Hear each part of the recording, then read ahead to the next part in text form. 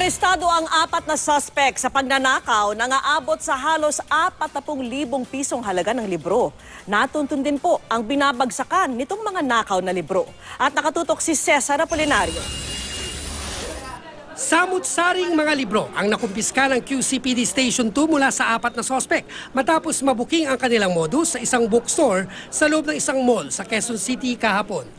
Ayon sa pulisya, notorious na mga shoplifter ang mga sospek na sina Aziel Patawaran, Ana Dulay, Rosemary Martinez at Joseph Arce. Mismong gwardya ng bookstore ang nakadiskubre sa modus ng mga sospek. Napansin daw kasi nitong paikot-ikot ang dalawa sa mga sospek, saka isinilid sa dala nilang bag ang mga libro. Sinundan pa raw sila ng gwardya sa parking lot kung saan napag-alamang may naghihintay na getaway vehicle. Pero agad silang naaresto matapos maitimbre sa pulisya ang insidente. So happy naman na meron tayong PCP dyan, itong PCP3.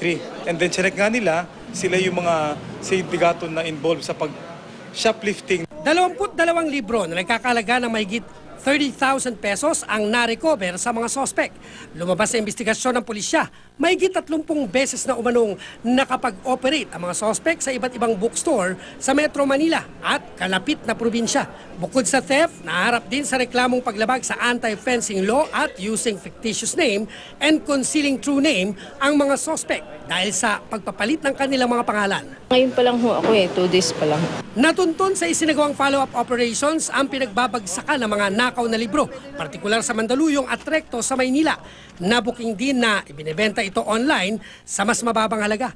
Dahil pumiyok ang mga sospek, arestado ang buyer ng mga nakaw na libro na kinilalang si Mila de Aros. Matagal ka ba doon sa Recto? Mga 1 taon pa lang po.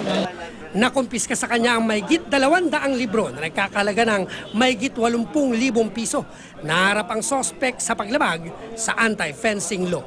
Cesar Apolinario, nakatutok, 24 oras.